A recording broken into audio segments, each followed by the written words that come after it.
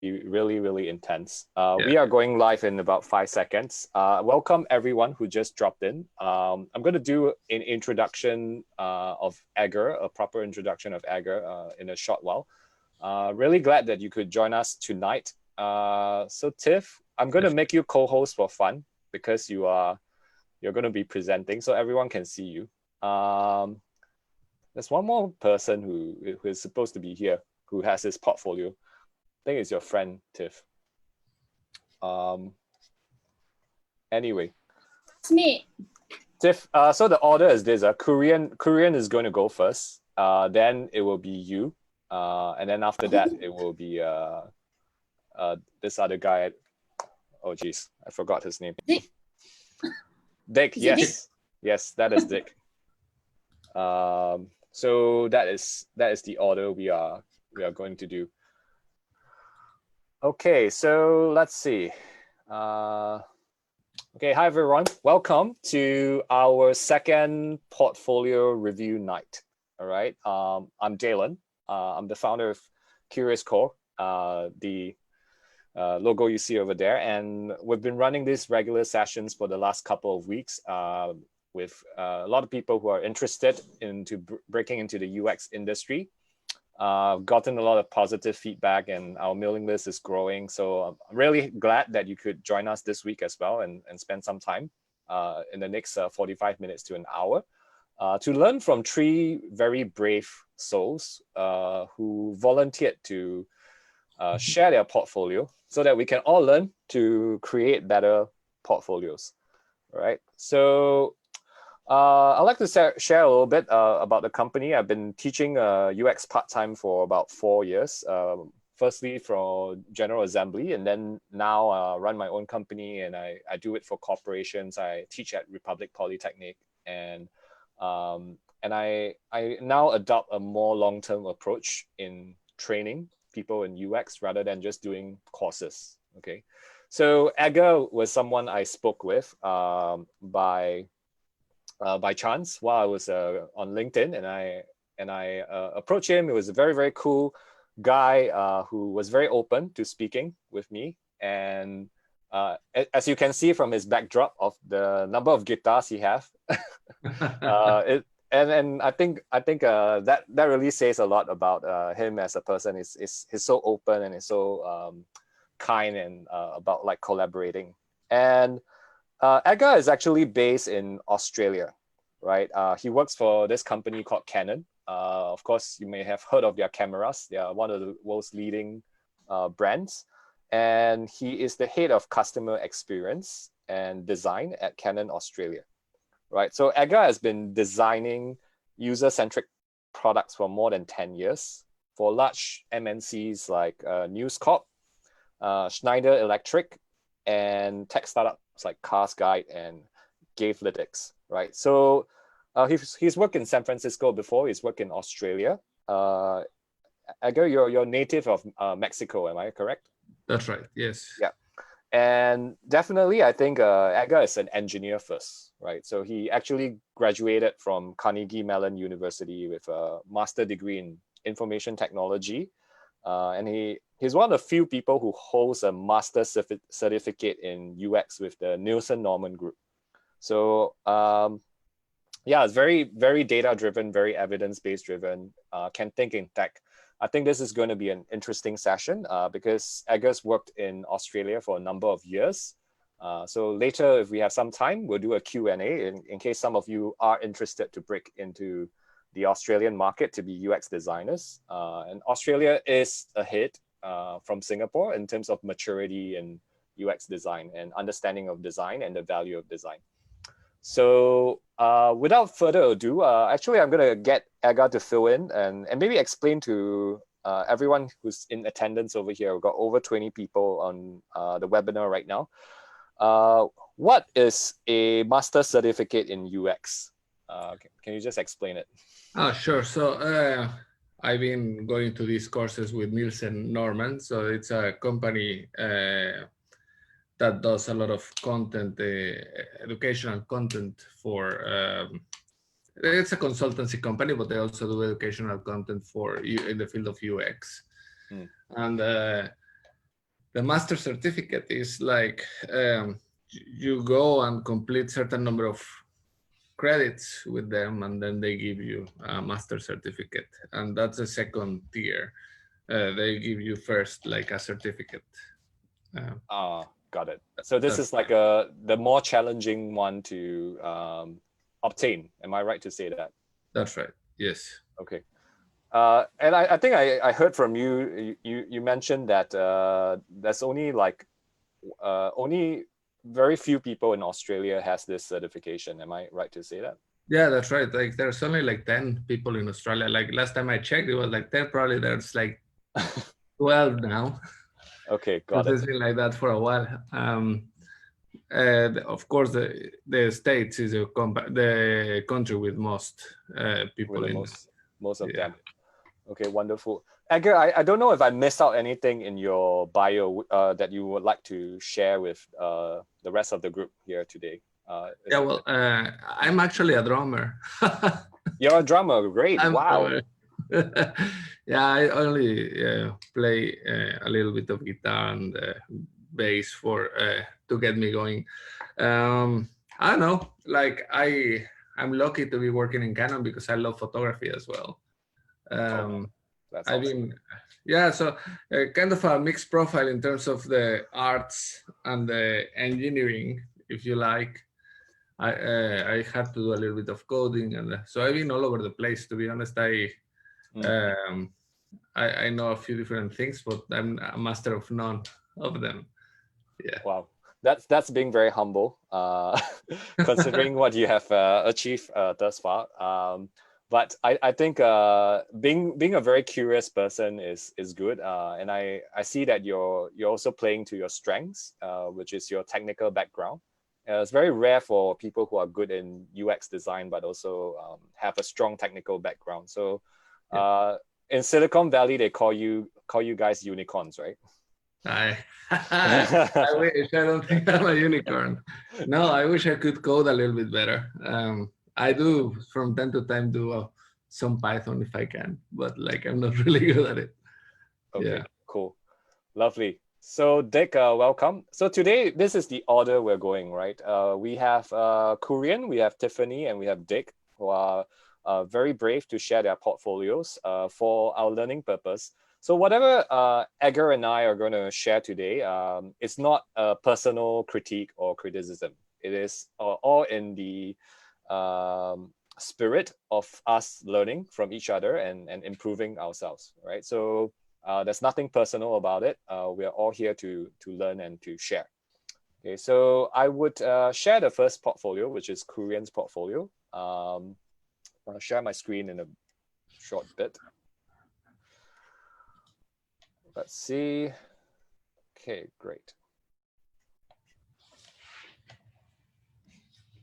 So we have Kurian's portfolio over here. Yeah. Yeah, Edgar, would you like to do the honors and maybe start by just kind of like commenting on a high level, like first impressions and things like that? Great. So I guess the first impression that I get is that it's really well balanced. I guess in terms of it's welcoming to look to start with, which is a good thing, because if you see a lot of text to start with, you might get a little bit deterred from reading the whole thing. But this one is it's good. It has a bunch of visual images. It has really bold letters saying, I do user research, I do usability testing, interface design, and stuff like that. And it starts with a really welcoming, hi, I am Kurian, a UX designer based in Singapore. So that, to start with, gives you like the whole overview of what this guy is about. Has different skills based through the process of UX research, from UX research to interface design, and it has and he's a UXer based in Singapore. So if I'm hiring in Singapore and I bump into this portfolio, I know that I could talk to this guy. Okay, great. Hang on, I'm just trying to make sure the settings.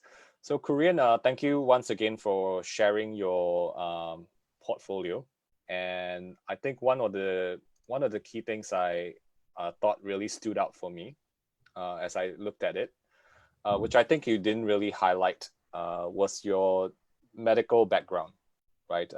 I actually went to take a look at your CV. I realized that you actually worked for different large pharmaceuticals and medical companies before, and I think that is actually a very niche background, which is very helpful in terms of like pitching yourself. So that was something that stood out very well for me. I would say overall, you have a very strong process and strong documentation. If, for example, I were to say look at say your user research case study, there's a lot of documentation work that's currently like involved, right? Like you put all your data over there, and the documentation is strong, and you even have a link to the Medium page.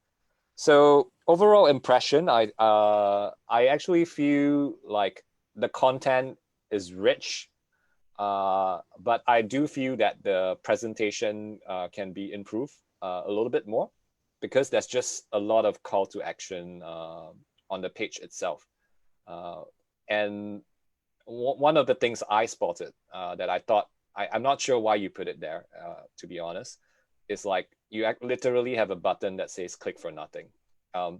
I guess you're trying to show your humor and your personality. I wonder if there's a better way to do it, to be honest. But yeah, that's kind of like one of the things that I spotted. So yeah, what do you think, Edgar? Like, you want to go a little bit deep dive? Like, was there a particular section you want me to go into? Yeah. So I actually noticed the click for nothing too. Yeah. And I actually liked it, because I think that we spend a significant amount of time in work. So if I'm gonna be working with somebody, it'd rather be somebody funny that I can have fun with.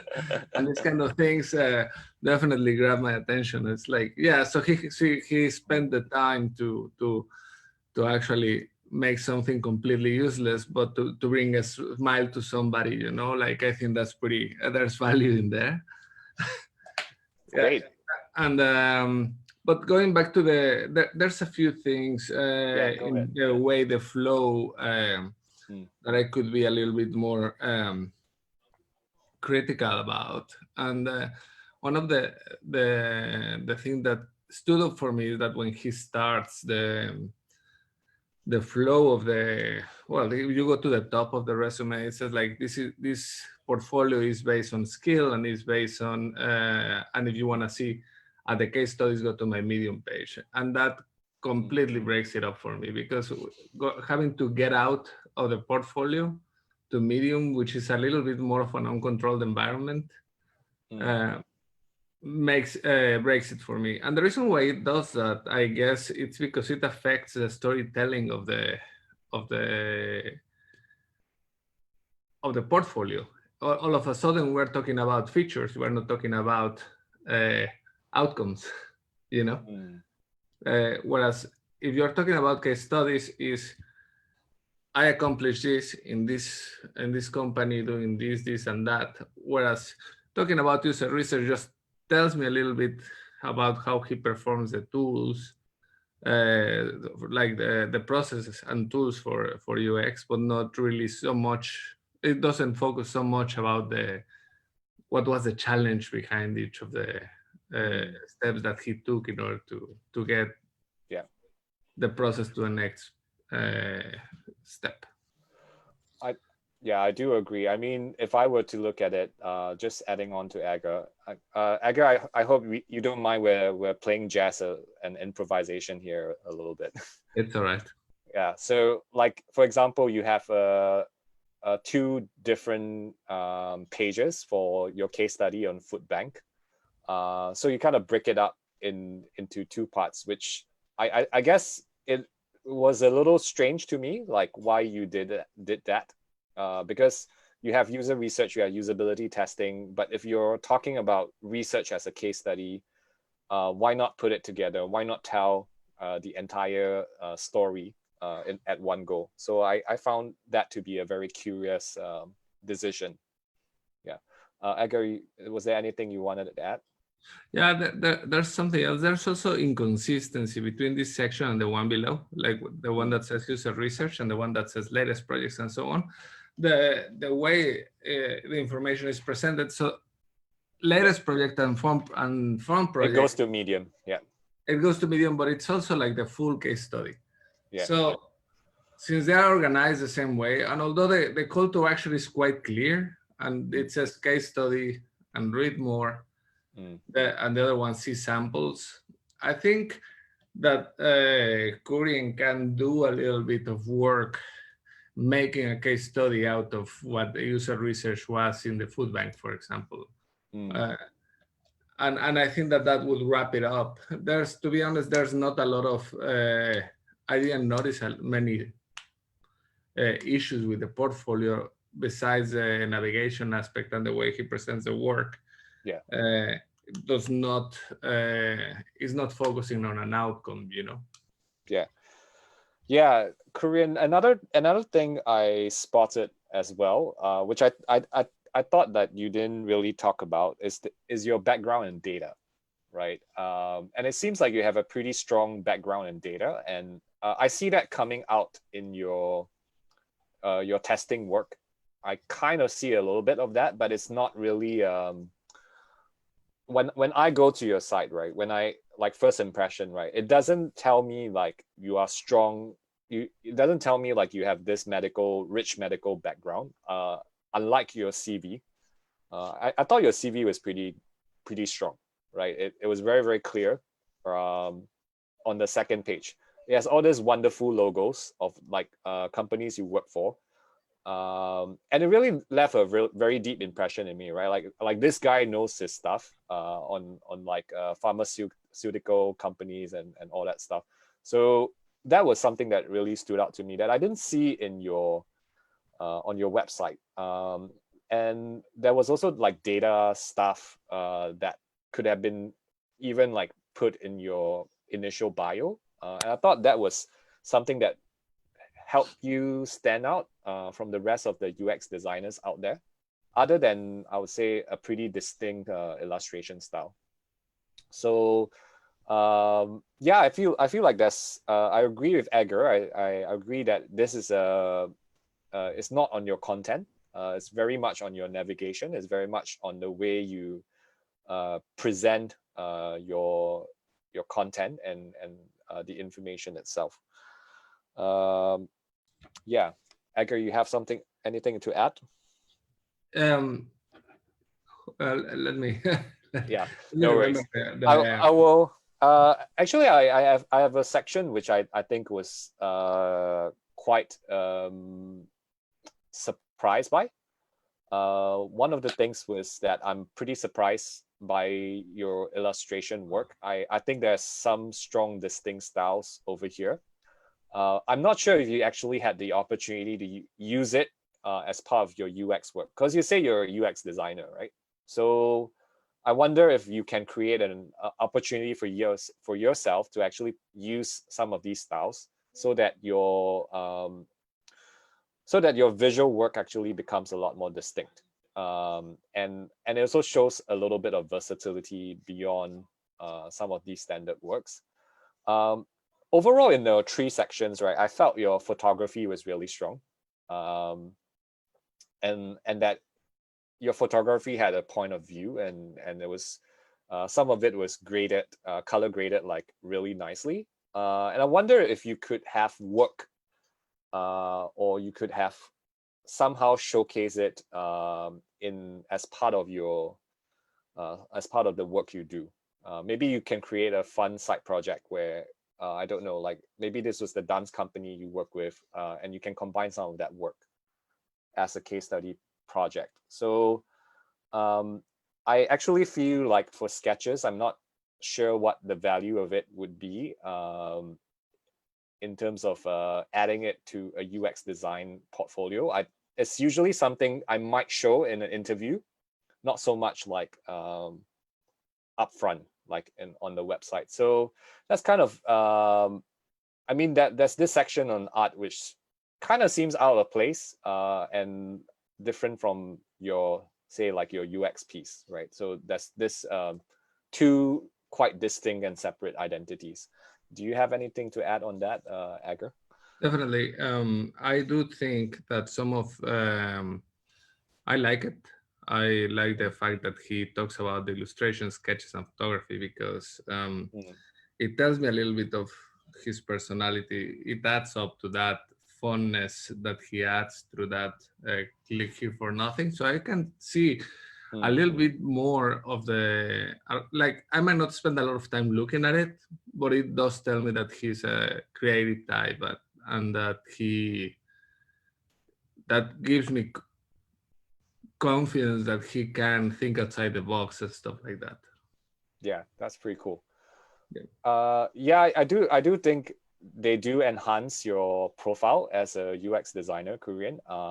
And I just find that there must be a better way to present this, and there must be a better way to be even more curated in your illustration pieces, and how it links back to what you do and what you want to do as well, right?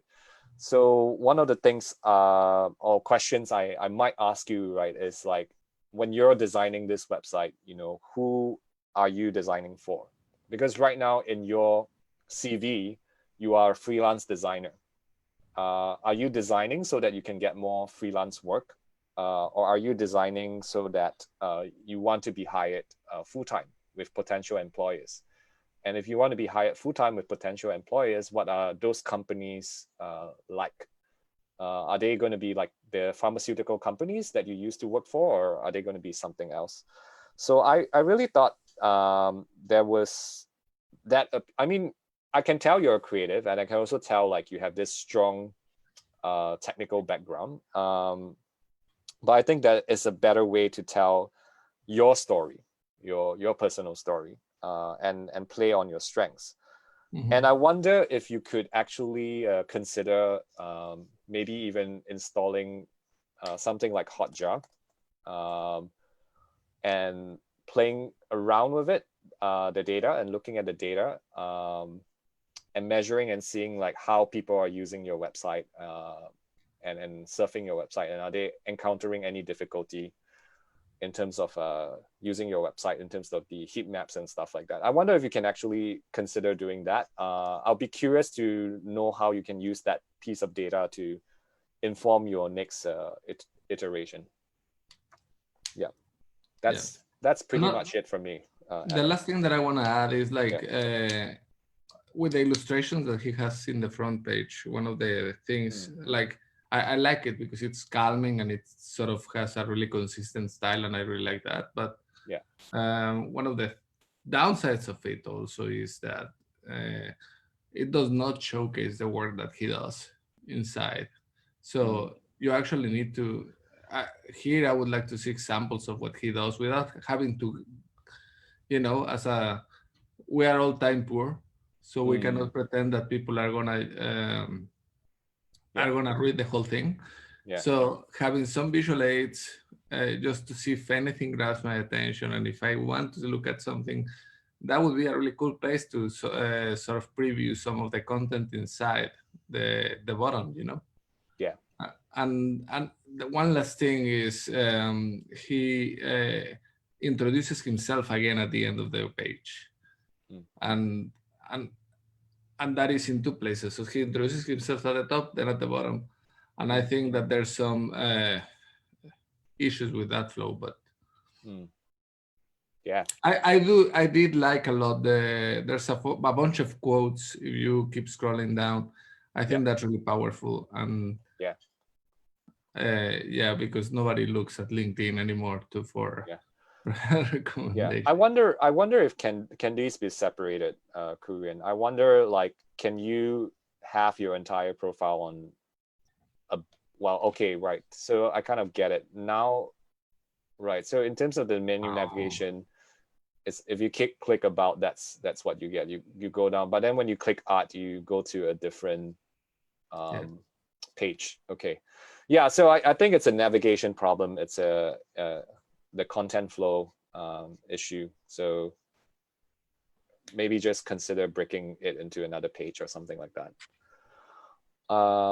The last thing I'll say is if you're staying to be a freelancer, or if you want people to look for you for work, I think a contact form would be really helpful, because not everyone is going to kind of like click on this and their email client is going to open up. They might be using Gmail or something like that. So maybe we want to consider a contact form. They might not necessarily resonate with your title, which is I love your portfolio. But I mean, I really see the humor. I wonder if there's a better way to like just present that humor and that artistic side of you. And I think that's something you may have to maybe just pen it down on paper and put some thought into it. So Kurian, what do you think? Since you're on the receiving side, I want you to have a chance to also share and maybe like ask any questions.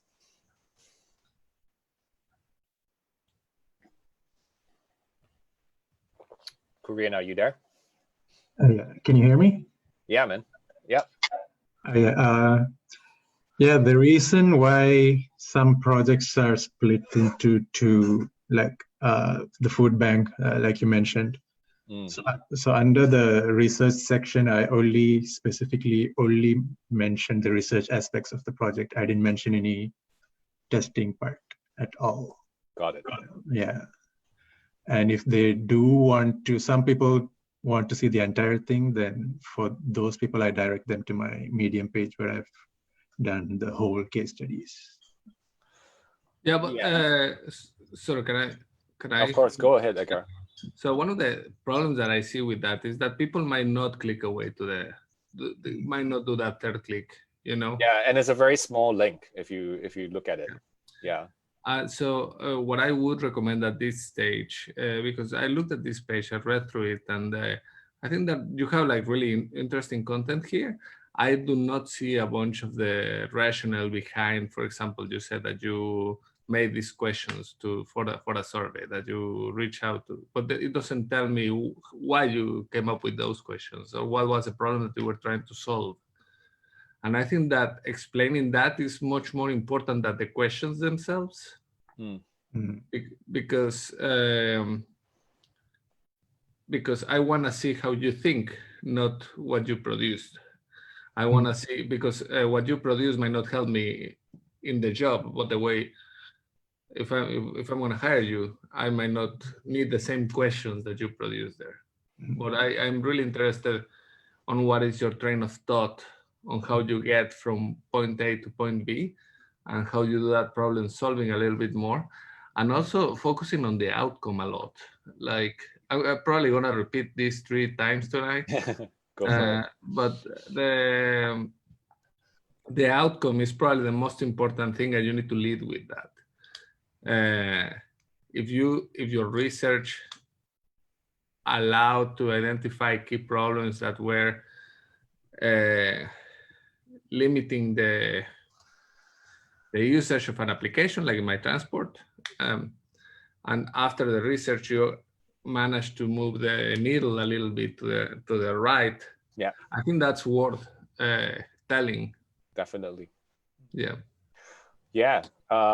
definitely. If you had some baseline research that you did before the research and then the results, do share that. And I think one other small thing you can talk about is like, what was your role in this project? Because you have 2 other team members as well. Yeah. Kurian, I'm not sure if this was helpful, and was there anything else you wanted to ask? Very helpful. Awesome. Great. Yeah, so I think overall, just to summarize, I think it's more like a navigation issue. Like it's just kind of the content, making the content work for you rather than making the content work against you, which is what it feels like right now on your website. And if you want like very visible call to action, like if you really want people to go to a Medium page, like have a call to action button. I think that is way more effective than having a small link over here.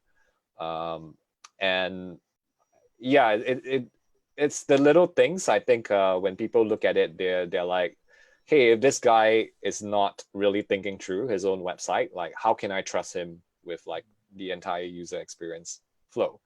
And it's something. I think it's a very small thing that you can improve on, and it's that your work and your content is just so rich that it deserves like better navigation to bring it out. Yeah. Edgar, any last words, Ed? No, it's, I think you made a really good summary. Yeah. Cool. All right. It's great. I mean, you're using Medium right now, so I'm just going to close that. We'll go to Tiffany. Tiffany, I'm going to try this format since I think the interactive format works a lot better. So I'm going to stop at a certain point, and I'm just going to like ask you to kind of voice out instead of Edgar and I just kind of like doing the whole thing for like 10 minutes and then you come in later. I think that might be a little more effective. Okay, can. Awesome. So Tiff, I think what your website, what I really appreciate about your website is that it's very singular in terms of the flow, right? It's kind of like a one page. I can look at everything, and if I'm interested, I can just kind of like click on the specific case study and explore more about that case study, and everything is actually presented in a very consistent format, right? So I don't have to go around too much. I know like at the end, it's always like contact if I'm interested to talk to you. And at the same time, like you capture your process and like GIFs. And I thought visually that was great. And I also feel like there was excellent documentation. It shows me that you have excellent habit of documenting your process, and the call to action was like very, very clear for me. So that's kind of like what I like. I'll talk about what I think you can improve on after I let Edgar share his thoughts. Yeah, so I guess that overall, I really like the simplicity of this one. I find some navigation issues as well, especially looking at the work. The fact that it pushes you to a carousel and you cannot see the two pieces of work at the same time. I see that that's a little bit of an issue. Overall, I guess that it does the job, but I would place you as a junior to mid weight designer in this one, just because I don't see like a really consistent flow in the way that again, so storytelling, I think that we could improve a little bit of that, and also a little bit of the interaction of the website is also a little bit broken to me. Is there anything actionable? Do you, Edgar, do you have an actionable tip for someone to improve stories? Yeah, that's right. So so for example, to start with, I made notes over your portfolio, and and it starts by saying, "Hi, I'm Tiffany Neo." And by the way, I love the URL. I think that the URL is amazing. Neo Horizon. Yeah, that's awesome. Yeah, but and I didn't realize that it said I'm a user experience designer underneath, and right next to it I wrote, "Who's Tiffany?" But the curious thing about it is not so much that I miss completely that line, because it's completely outweighed by the name. But it's probably that I was expecting a little bit more of an intro of who you are, rather than a single liner, I'm a UX designer. Because usually if I'm looking at your portfolio, I already know that you're a UX designer, so that bit doesn't give me a lot of information, right? Yeah. And I mean, I wanted to just add on your point on, since we're on this particular divider, it's really important, Tiffany, to think about like why each image is there, right? I don't know what you were trying to express over here. Like, does it mean like you're collaborative? Is that what you're trying to say? If that's what you're trying to say, like, is there a better image? I don't know. Like, it's not very clear to me why this image is there, other than the fact that it makes it look interesting. Yeah. You know, Daylon, one of the things that I find curious about UX designers, and take it from the engineer, right, is that we try as much as possible to make things pretty rather than functional. And we are in the others, like if you guys are in the UX side rather than the UI side, I would focus a little, like significantly more on the functional side. So structure, storytelling, consistency, make sure that all the parts are exist. Like, for example, I would really like to see, like if I read one of your case studies, I would like to see the same, and you have 3 case studies. If I read the first one, I want to see the same structure on the next 2. Because I don't want to need to figure out how you're telling me the story, because I did that with the first case study. I don't want to think about it anymore on the next 2. Yeah. Yeah. So go ahead. Oh yeah, I wanted to say like even like can you think about making it a smoother flow, right? Maybe at the bottom you can let them go to the next case study like very easily, or the other 2, because you only have 3, right?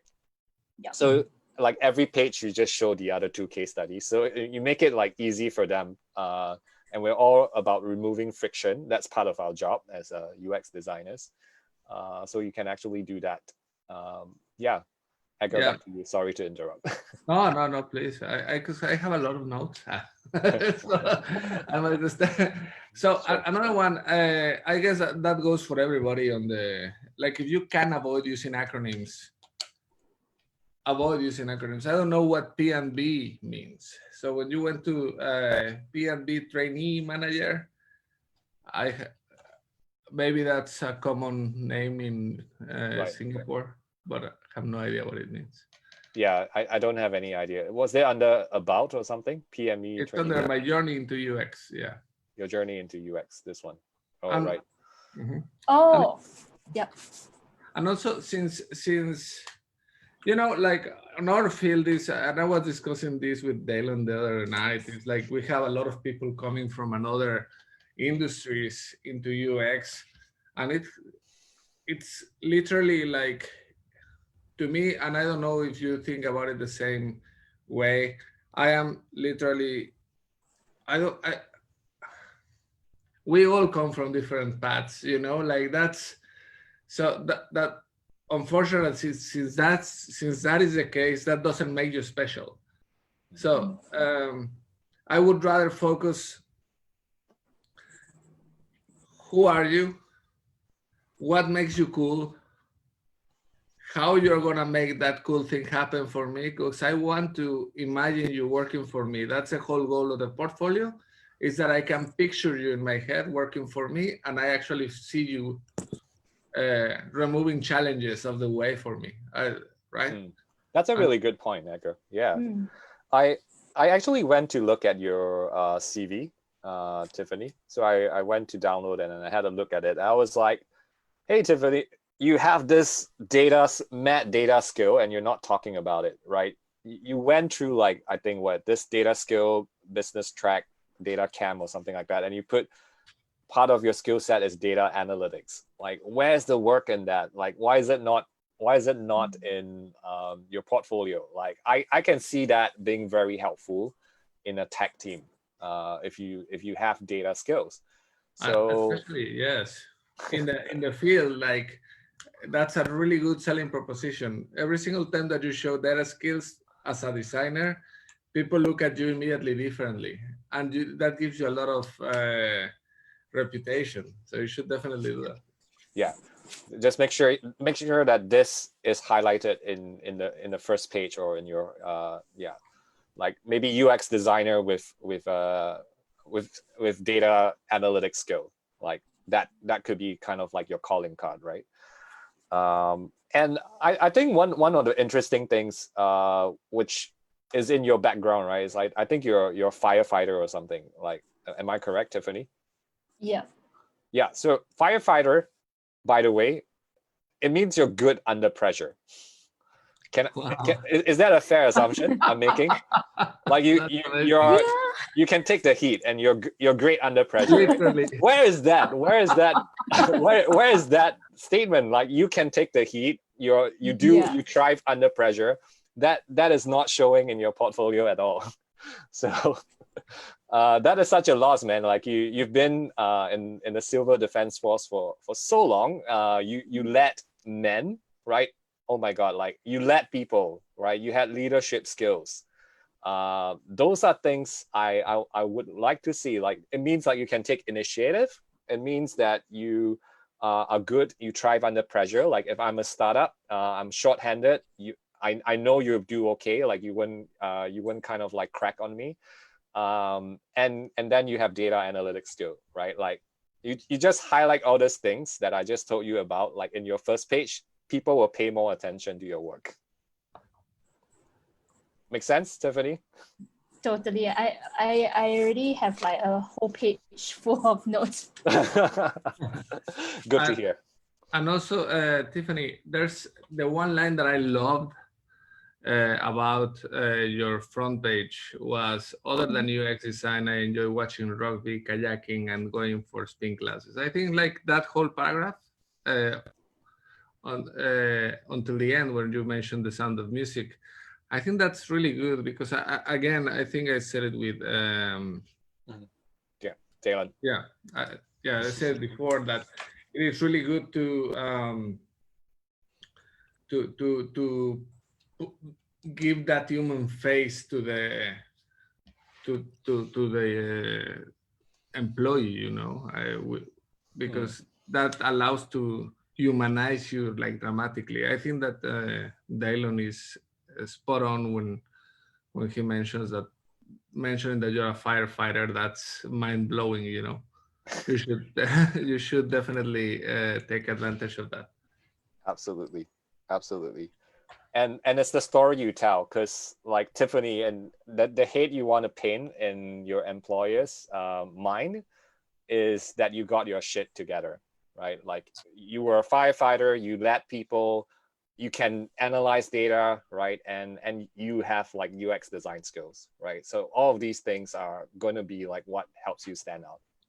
That is a unicorn. That is a unicorn. That is a unicorn for sure, Ed. Well, this is the first time. I have to say it's the first time I evaluated a portfolio from a firefighter. Little thing, Tiffany, like do remember to state your role in your portfolio case study as well, because I know you guys do team projects. Yeah, so just make sure like you talk about like what was your role inside. Okay, cool. Is there anything else to add, Edgar? Yeah, from the inner pages, or just in general, or in general, because like we only have 1 or 2 minutes to wrap hers up. All right, so I guess the same comments that I said before. I love the fact that you start, like every case study, you start with topic, duration, tools, and how. I do see that there's a focus on the tools. It looks like you're a UI designer rather than a UX designer. And how you have affinity mapping and user interviews and stuff like that that are associated with UX more heavily. So I would rather put everything into that section, like tools. You do from affinity mapping to sketch and envision, and then maybe focus a little bit on the process. Yeah. Start with what you accomplish. I guess that always for the case studies, start with an abstract of what the project was and what was the outcome. That would be the golden rule, because if somebody goes to your case study and doesn't read it and only reads the first few lines, you want him to capture, or you want her to capture that bit, and that's going to be at the top. Yeah, I think Edgar makes a great point, right? When we talk about the story structure, the most common story structure that I teach all my students is that what is the current state, what is the future state, and what changed, right? And what was improved and affected, what was the transformation that happened.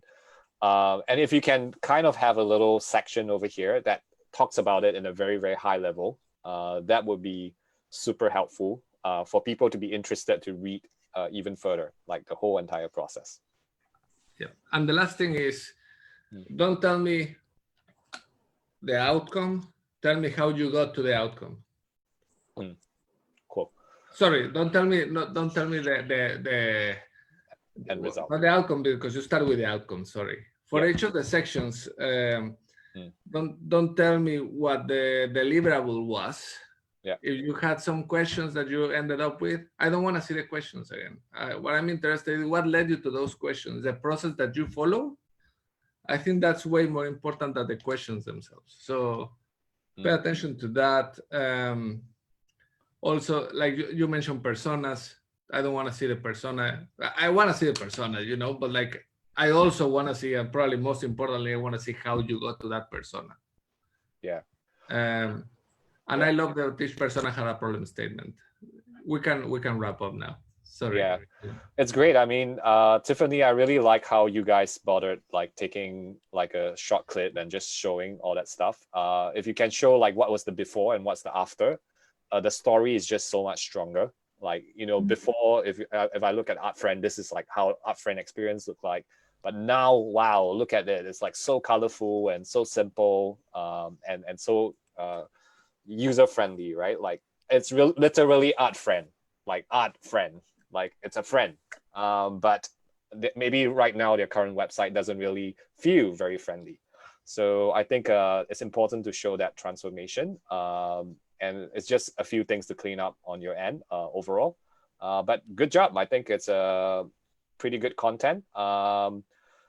Maybe also consider one of the advice that we shared last week or the last portfolio review is like, don't show everything on your website. Show the key points. And if they're interested, get them to call you for an interview so that you can present the entire case study to them. Yeah. Yeah. Cool. All right. Thank you so much. Thanks, Stephanie. I was like so much to work on. No worries, man. Like you have some time to do that. All right, let's go to Dick. Dick, are you a classmate of Tiffany? Yes, actually. Awesome. Okay, Dick, I'm glad you could join us. Edgar, you want to start off with Dick? Sure. Okay. Hold on, I'm pulling up my notes. No worries. Okay, I'll just kind of like. I got them. So yeah, you got them? Go ahead. Yeah. So the first thing that I noticed is that you cannot look at the work again from the navigation. You don't have cross navigation to the work that you've done. You gotta click on my works and it takes you to the front page and it pushes you down. But I do like the way you present your work. I think that is clean and artisty, I guess. Designy. I think it's really cleanly. It's really good. It's clean. It's good, properly represented. One of the things that I also like or dislike, I have no idea, is that you gotta hover in order to see the detail of each of the sections. I would rather have the detail present at all times because I don't wanna. Moving the mouse is extra effort for me. I like that you start with the photo, that you say, hey, I'm Dick, I'm a UX designer, my motivation, all of that thing, I think is really powerful. So and your photo looks super friendly. So I think it's it does. Thank you. It's pretty inviting. Yeah. I echo Edgar's sentiment. I think this is very structured. This is very clean. And it shows me that you pay attention to details, and I can see that, right? Like when I click on your case studies, when I look at how you break things down, right? It shows me you're a very logical designer as well, and it definitely I mean, the documentation process is also very strong over here, but it shows me like, hey, you pay attention to details, like little things matter, and the UI matters a lot to you. So as what Ed has said, you appear to be a more visual designer. In this case, your portfolio appears to put you in a stronger position as a visual designer. And I thought one thing was quite interesting is that you allow people to play with your prototypes on Figma. And was it this? Yeah, I think it was this case study. Ooh. It's the third one actually. Oh, it's the third one. All right, got it. Yeah, so you allowed people to play with your portfolio. That could be good. But well, the third one is actually really long. And that yeah, it's just great to be able to like see like you actually have done the portfolio, the prototype, and it looks like you have that skill, and it's just great to be able to look at how things can be clicked and interacted with on screen and stuff like that.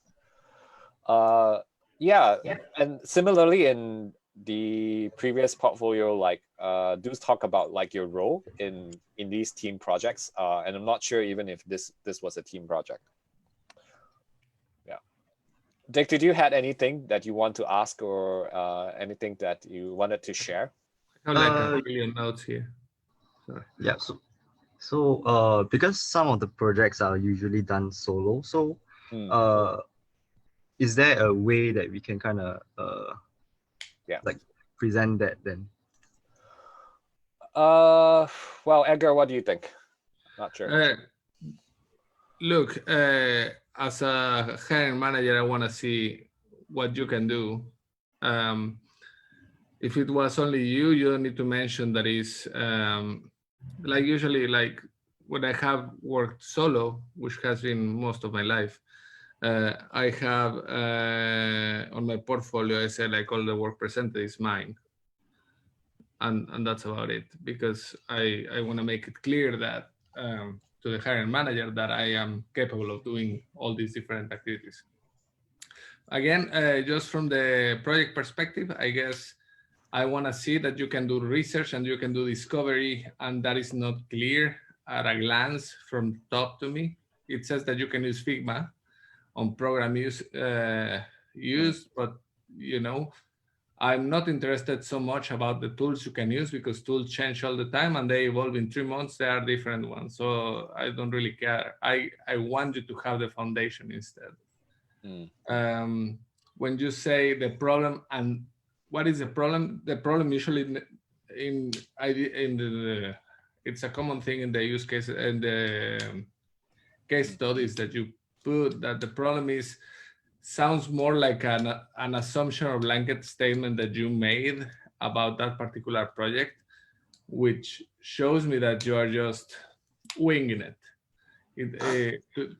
To me, it does, like, for me, there's a bunch of process that you can do in order to reach that conclusion that this is a problem.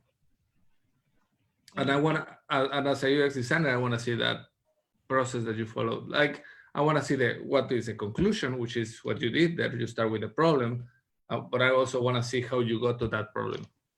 How do you define that problem? And on the solution, I guess you don't need to say my solution, because my solution puts you at the center of it, and it doesn't put the user at the center of it. And we are not here to solve the issues for ourselves. We're solving them for the users. So keeping it tidy and saying the problem and the solution, I think would be better. I also noticed that you, the way you conducted research varies from case study to case study to case study, and that's perfectly fine, but I want to see what's the rationale behind it. Because, like, you mean like how he chose the research method and why was it? Yeah, so if it was interviews, and it was only one interview, I want to know why only one. So in this particular one that I'm looking at, you did one interview first, then you created a prototype, and you did 5 interviews after. or something like that. Mm. And why didn't you do 5 interviews from the beginning? I want to know that. That's interesting to me. On the prototype, show arrows on the between Which one are you looking at? So I can have us. Sorry, I'm Bakay. Bakay, you're looking at Bakay. All right, let's go to Bakay. Right. Yeah, go for it. So between the screens, you can use arrows, and that sort of gives me a little bit of a wire flowy feel, which means that you look a little bit to the interaction rather than only the wireframes. So you're looking at a higher level of not only user interface, but the interaction between all the screens and stuff like that. I really like what you do with the using information architecture and the flows. I think that's really solid. I think that you just go on and on and on and on, and that nobody's gonna read the bottom of the case study, man. So maybe be a little bit pickier about what you decide to put in the case study, as Daylon said, and get people more interested in. I don't know what your thoughts are about this, Daylon, but like what I've done in mine, and I know that by all means mine is probably like the worst that you will ever find on the internet. You mean you want to show your portfolio ad? Not at all. Hey, does everyone please comment on chat if you want to see Edgar's portfolio? No, that is unnecessary. No, okay. Yeah, I mean we don't have time. Unfortunately, sorry. But yes, Edgar, what was it that you wanted to get my thoughts on? I think that you can layer the depth of the case study. Like you can paint a broader with a broader stroke the whole flow, and then if people want to see a little bit more about a specific topic, you can click in and expand on that topic a little bit more. Right, like kind of like accordion style kind of thing. It doesn't necessarily need to be an accordion. It could be an accordion, or it could be another page. Got it. Understand what you mean. But what I'm saying is that you can be a little bit more. That way, you cater to multiple audiences, right? You cater for the people that will only see the high level, but if somebody's interested in the lower level stuff, they can look at it too. Yeah, I think Edgar is very on point, right? Like I feel like chunking is definitely a strategy that you can employ just to break things down. Like even when you look at annual reports, right? Like you go read a company annual report, there is always a summary, an executive summary of what's going on.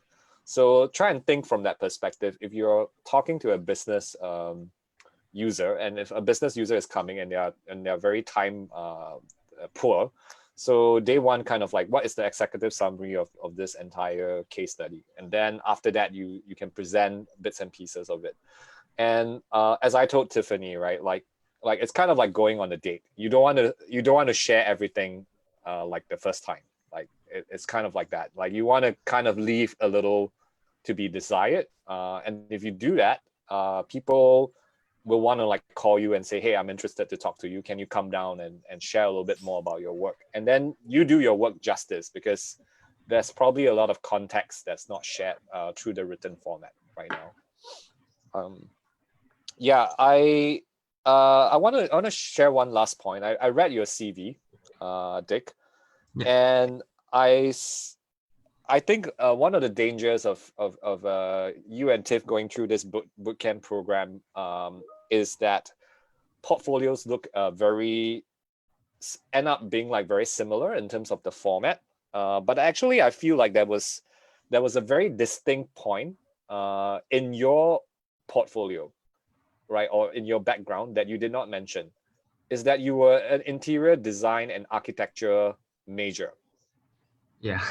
And that to me is really strong, right? Like if you are a designer, you're not some person who wasn't working in design and then you switch to design, but you're interior and architecture major who spent years of your life designing probably other things, and then now you found this passion in doing UX design, and that's like your calling right now.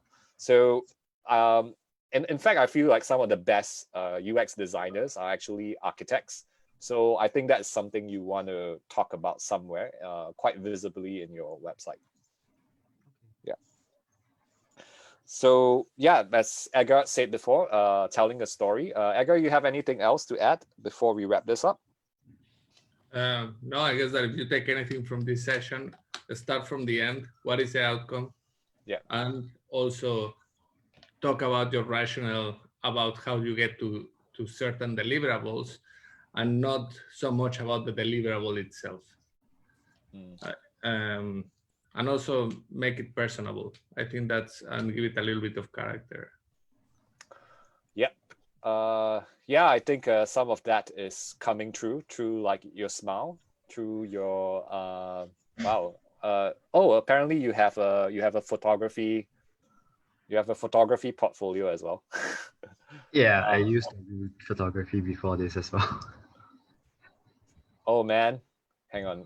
That's a way too many clicks. But then let me see what you have. Didn't really get a chance to look at it, but I'm assuming it's pretty good. Yes, it is pretty good. Wow. Thank you. Okay, why is that not inside? Why is that not being used in your work or something like that? I mean, yeah, those are pretty strong pieces. So if actually one of the things I can tell as a hiring manager, if someone is good at photography, right, and if they have a good eye, I know they pay attention to details, right? That's one trait I can pick up.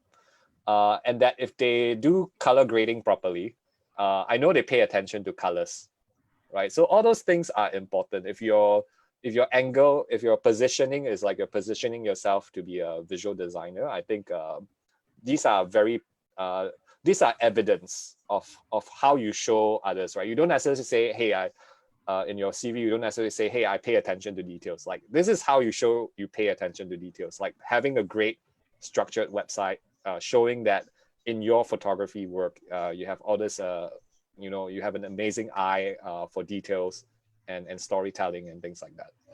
Yeah. Edgar, I'll give you the last word since you're the guest over here.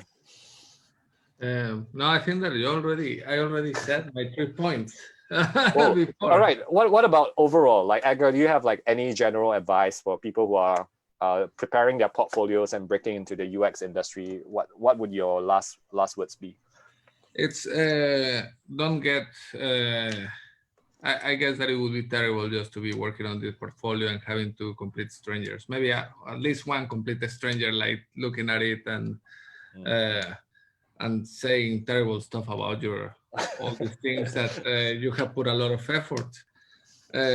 But to be honest, a portfolio is never finished. I think that that's really important to get that mindset right, because I've been working on my portfolio for the last 8 years and I've never been happy with it. And not only that, I think it's pretty bad. we are our own worst critic. We are our own worst critic. So I guess that's also the right mindset for a UXer, is having tolerance to that kind of feedback. Exactly. And also the iterative fashion in which you approach certain things. Get feedback, seek out the feedback, and use that feedback to challenge yourselves. I think that's really powerful, and never stop learning, guys, because it's an uphill battle. Yeah, that's some really wonderful advice, Ed. So with that, I actually like to share with actually let me just go to the three of you. Do you all have any final questions, or like it's been pretty quiet today? Like no one asked any questions in the chat. If you have any questions in the chat, please type it out. Three of you, if you have any questions, please ask now. I'm going to bring up the slides on upcoming events while I do that. Go ahead. Someone wanted to ask a question? No? Okay. Was this helpful, Dick? Was this helpful, Korean and Tiffany? Yes, it's definitely helpful. I think I really agree with what you guys have said. So yeah, I think I have a lot to do actually. Yeah. No worries about it. Yeah. Yeah. Thank you so much for the input. Yeah, welcome. Great. And audience, if you have any questions in our Zoom webinar, please type it in chat. I'll be sure to try and answer it with Ad. We're just staying for a couple extra minutes. I know we're a little bit over time, but I hope this has been very valuable content. So if you like what you're seeing and if you learned something today, I encourage you to share what you learned, right, from this webinar. Like take a screenshot or something like that, and just tag us using the hashtag leaning into change, because we're all here to learn and we're trying to break into the industry. And at the same time, you can tag me on Facebook or LinkedIn, or and you can tag Edgar as well. Edgar, is it okay if they add you on LinkedIn? If some of them Oh, definitely, please. Yeah. Yeah. Okay. Awesome. So you can add Edgar on LinkedIn. You can tag him. You can tag me. You can tag my company, CuriousCore. And if you do that, I will send you, I most likely have your email. I will send you a 12-page UX career guide. So in this career guide, I talk about how much the industry pays in Singapore, what are the common interview questions that people ask, and who is hiring, right? Junior positions right now, even during COVID season, right? So this is what I'll be sharing if you share on social media.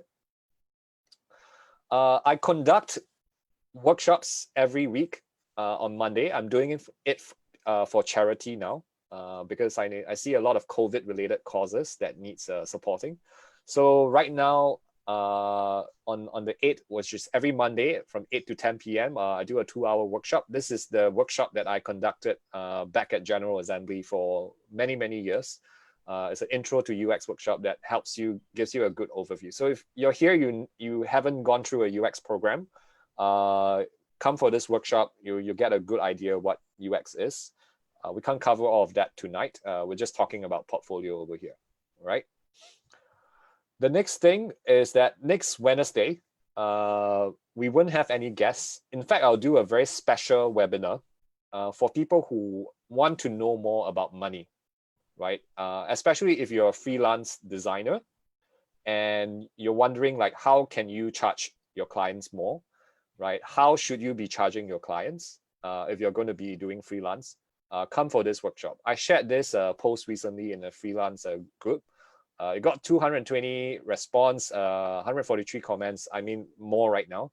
And I'll be sharing more about pricing yourself as a designer and valuing yourself as a designer. Because I'm writing a book to teach creators and creatives like some of the business side of things. I realize design school doesn't teach us any of that. So that is something I'll be doing as a special one-time webinar next week. So we're talking about business instead of design. And then the following week, I've invited another guest. His name is Oscar. He's from South Korea, but he's based in Hong Kong. He's one of the co-founders of a co-working space over there called The Desk. The interesting about Oscar is that if you are going to learn, I think UX from General Assembly, I think he's going to be the one teaching, right? And I'm pretty cool with like you going into any program, like whatever is valuable. I have my own ways of teaching UX, which is very accelerated and very specific. But Oscar and I will be trading notes and talking about like how UX is applicable to business, and how, you know, like the state of design education right now for this particular industry called UX. So that's what we're going to cover in the following week on 17 June.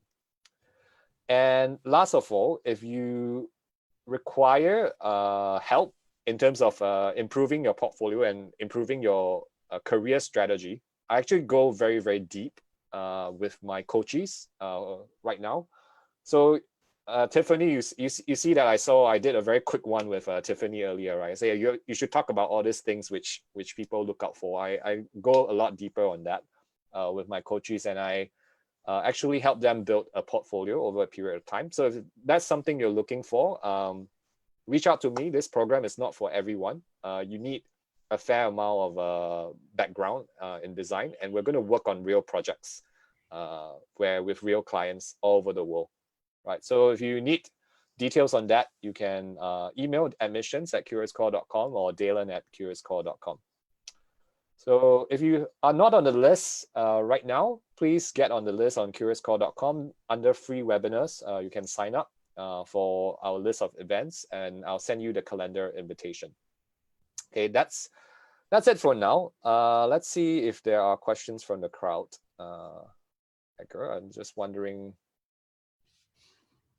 Vivian asked, this is a very helpful session. Just wondering, Ed, what do you think are the pros and cons of getting a master's in human-computer interaction and interaction design versus getting experience in the field as a fresh graduate?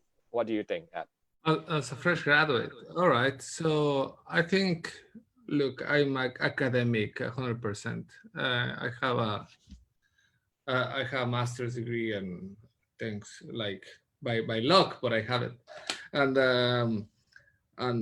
I wasn't really good at school when I was growing up, but then during my master's degree, I sort of got into it, and I really enjoy it. I think that it doesn't matter when you learn and how you learn, as long as you're learning. That's something that I actually mentioned before. If it's on HCI, I think it's going to give you an edge. I would, depending on what's the background of that person, I guess, like depending on what's the undergrad in, that could vary. I guess that focusing on business is something that I see a lot of UI, UXers struggling with, rather than the human-computer interaction side. So if it's a mixed degree with a little bit of business, finance, economy, or something like that, that's probably even more helpful than having to read a little bit of HCI and stuff like that. If you want to jump into the field, and that's the first exposure you have, it's maybe worth it, because it's going to give you a lot of exposure to a bunch of different tools in a really, really, really in-depth fashion. Yeah, I echo Ed's sentiment. I think it's really your experience and your practice. In fact, Vivian, I'll even ask you, what is the context that you're coming from, right? Like, what is your background? What are your career goals? If you're saying, hey, in 2 to 3 years, I want to work for a company like Facebook or Google as a UX designer, then hey, maybe you do need a master degree in human-computer interaction, because their standards for that is really high. But if you're saying, hey, I want to do freelance in UX, I want to work for startups, I don't think startups look at whether you have a master degree. They just look at like, hey, can you do the job, right? Can you get it done? Do you show results? So it depends on where you want to go and where you want to end up with, and where do you thrive and what kind of culture do you thrive in. So that's something to consider. Yeah, I hope we answered your question. Right. Great, Vivian. Awesome. It's been a pleasure hosting all of you. Edgar, how are you feeling about the session tonight? It was really good. Thank you very much for the invitation. Yeah. I actually enjoyed.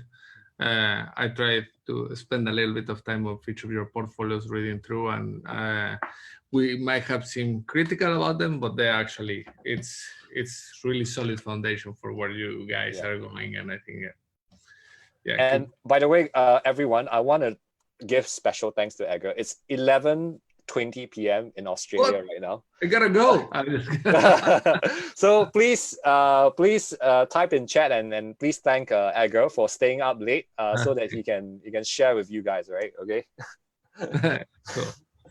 So all right, and drop him the invitation on LinkedIn. You know, like thank him, share about our post, hashtag leaning into change. Edgar, what's your LinkedIn handle? Do you want to share your LinkedIn? Yeah, handle? I'll put the link there. Yeah. Awesome.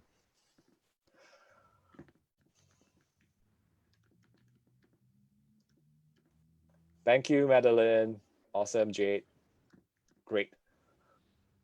All right, I'm going to stop the live stream.